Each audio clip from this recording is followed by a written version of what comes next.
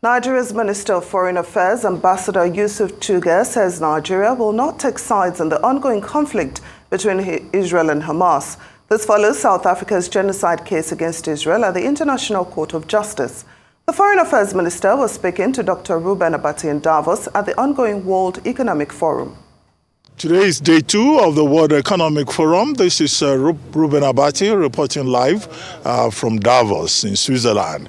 And we have the pleasure of having on set on Arise News the Minister of Foreign Affairs of Nigeria, Ambassador Yusuf Tuggar.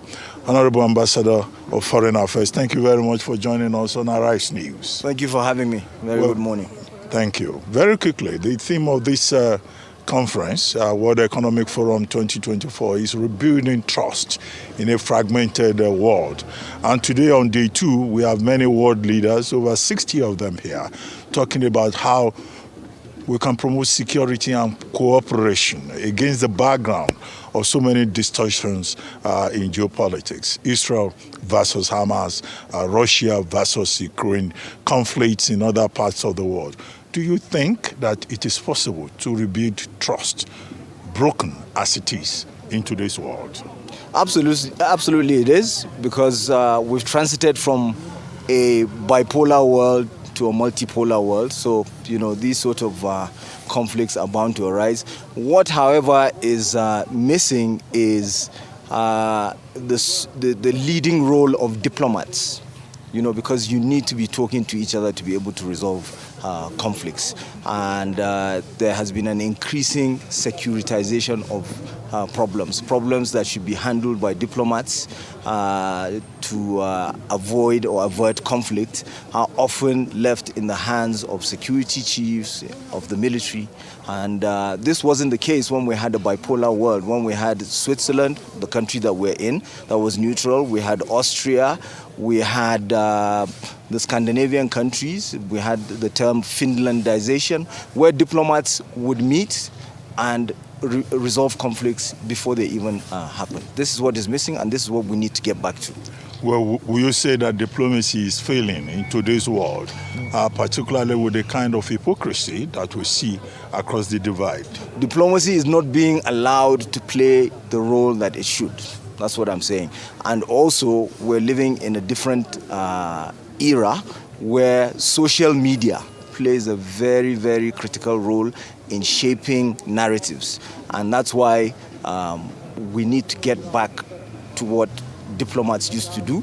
And governments need to allow diplomats to take the lead in talking to each other, in averting conflicts. We're talking about the backdrop of geopolitical tensions behind this annual conference at the World Economic Forum. We've seen some countries taking hardline positions. Turkey, for example, is boycotting this conference, with the Turkish president telling the foreign minister not to even, attend this conference because of his of the position that he believes that many of the leaders who are here have taken over Israel versus Hamas and Turkey supporting Palestine. We've also seen the example of South Africa taking Israel to the International Court of Justice, accusing Israel of genocide. And South Africa has the support of many other countries. Now, many Nigerians are wondering, where does Nigeria stand in this matter? Nigeria has not come forward as one of those countries backing South Africa or speaking openly against the humanitarian crisis or genocide, as the South Africans call it, going on in Gaza. Nigeria's position has always been clear.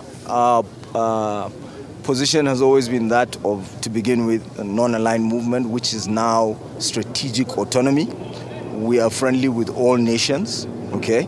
But when it comes to the issue of Palestine, we are unequivocally in support of the two-state solution, and we are totally against the reprehensible violence being meted out on the people in Gaza.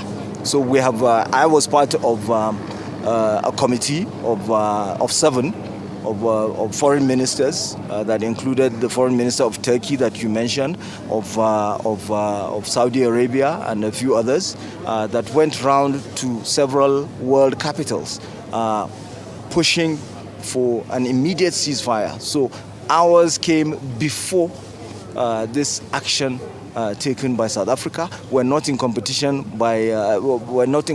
with South Africa. South Africa is a younger sibling to Nigeria. We were robust in seeing the end of an apartheid regime, a racist regime, not just in South Africa, but also in Mozambique, in Angola, in Zimbabwe. So Nigeria has been consistent, and it has stood as an African leader against whatever we consider to be wrong, and this is clearly wrong. But that should not preclude us from attending the World Economic Forum, because, as I said, it is important to engage, it is important for diplomats to engage, it is important for world leaders to engage, and that's what we're here to do.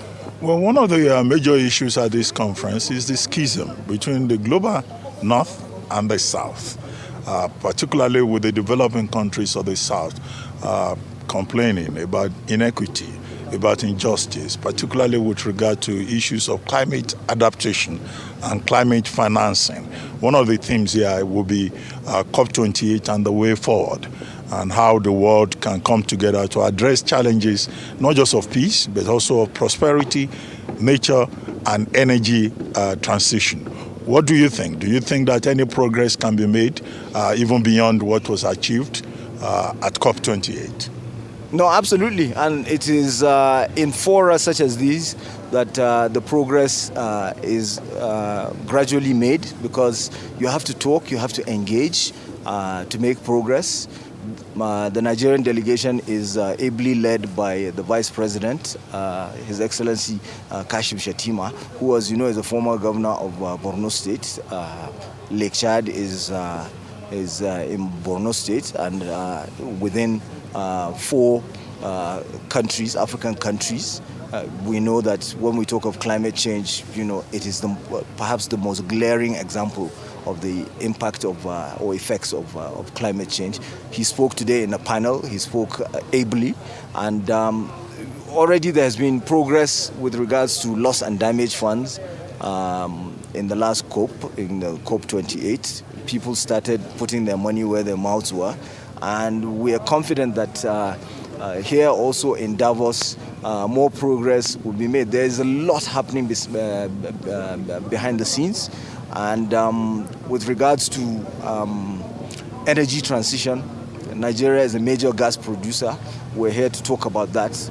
We're here to ensure that our LNG production is ramped up. We're also here to attract metals refiners and metals processing experts, so that we can harness the lithium that we have. Nigeria is a lithium producer, but we don't want to be exporting raw lithium that will be processed somewhere else and then turned into batteries for electric vehicles. It can be domiciled in Nigeria, so that we add value, so that we create employment for a youthful population. And we believe that these are the sort of things that we should be discussing between the North and the South. And they need to get serious with regards to funding. European and other export credit agencies of developed nations need to be more committal when it comes to funding projects, when it comes to funding infrastructure, when it comes to investing in manufacturing, when it comes to investing in agriculture. Well, indeed, the Vice President on day 2 was part of a session on how we can scale up the African economy. And at that forum, he was talking about how agriculture is one of the major pathways for economic growth. And tomorrow, the Vice President of Nigeria will be chairing a session on the African Continental Free Trade Agreement. And also, there's going to be tomorrow a Nigerian forum. And I've seen quite a number of African leaders represented here. What are these African leaders saying to each other, and why bring the African Continental Free Trade Agreement to a forum like this? What should we expect at that session tomorrow? They need to be here. I've seen, of course, the Vice President Kashim Shettima, like I said, is here. I've seen the President of Ghana, Nana Akufo-Addo. I've seen Paul Kagame and several others. Rwanda. And Rwanda. And you see, the African Continental Free Trade Agreement or area is not going to work in isolation. Europe is a neighbor to Africa. Africa has trading ties with other continents, but we need to engage them in order to firm up this free trade area that we're looking to build. And we also need to learn from what they have done. For instance, if you look at the European Union, 65% of the export of the countries that belong to the European Union is consumed within the European Union, as compared to only 17% for Africa. So, and it's 55% for Asia. So we need to also learn from what they did to achieve this scale in terms of European Union, and then also we need to learn. We need to firm up the linkages so that trade will continue to improve between the countries, so that wealth is created, so that standards of living are increased. So it's not going to be enough. It won't be sufficient for us to just remain in Africa and just talk to ourselves and say we're creating a free trade area. We need to engage with other continents as well. But Honorable Minister, I have another question in that regard. I mean, African leaders, heads of state, foreign ministers from Africa are perpetually going to these conferences abroad. If it is not in Japan, it's in France or it's in the Middle East, always talking about attracting investment and trying to learn from other jurisdictions. Do you really think that Africa is ready for this integration, for this cooperation that we just talk about, and yet we're not getting closer to the destination in terms of the overall objectives? No, but we see it happening. Even How? in our country, Nigeria. How? Are we not, how did we come about an LNG, 6-train LNG, and now we're building a 7th train? How did we come about the Ajaokuta, Abuja, Kaduna, Kano gas pipeline? How did we build the West Africa gas pipeline that goes all the way to Ghana? You know, the rail projects, electrification that is going on and expanding. You know, we should not dwell only on the negative. Most of these projects, in fact, all that I've mentioned, have had to do with foreign investment that was attracted to Nigeria and continues to be attracted. So you cannot, there's no country is autarkic. There's no country that can survive on this planet in isolation just by itself, or that all the leaders will just stay in their country and they do not engage others when others are looking to engage with you. So the country is, the planet is interconnected. Globalization, has already happened. You cannot reverse it. And if you, I will use the American saying, you snooze, you lose. So we have to engage. Well, except that the skeptics will hope that many of these conversations will take place more in Africa and not for African leaders traveling all over the world looking for solutions. But you say the skeptics, and I know Arise News is certainly not a skeptic, is it? We report the news where the real conversations untainted, take place. I hope. Untainted. No, we're and balanced. I hope you're going to report this as well. We're balanced. Don't edit this part. We're truthful. We're objective. Do not edit That's this our part, mission. please. And then quickly, let me ask you. Let's talk about the delegation. I mean, I've been here for a few days now.